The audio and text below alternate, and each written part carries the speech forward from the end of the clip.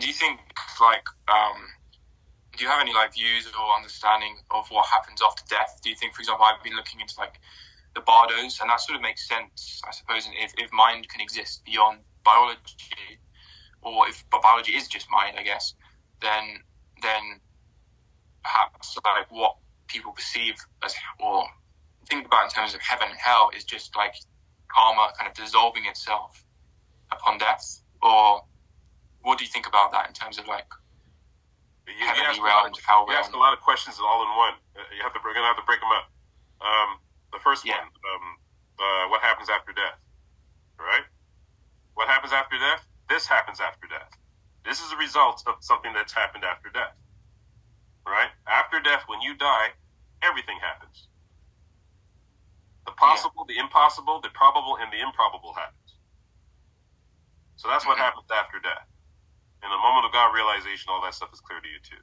So at the moment of death, when you die, which has already happened, this is the result. This is one of the many results that's happened.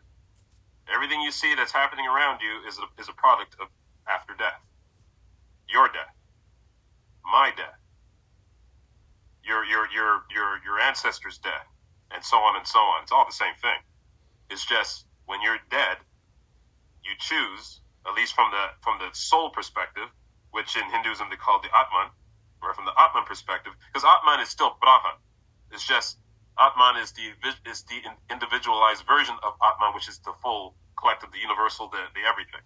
So it chooses within in the moment of after death of what it wants to do next, because it's also exploring itself as an individual. Yeah. Right. So what happens after death? Everything happens after death. The possible, the impossible, the probable, and the improbable all happens after death. This is happening right now as a product of your death. Sorry, is it a result of your death? You just don't know that yet, because you haven't, from your standpoint, you haven't died yet. From my standpoint, you have. Over and over and over and over and over again.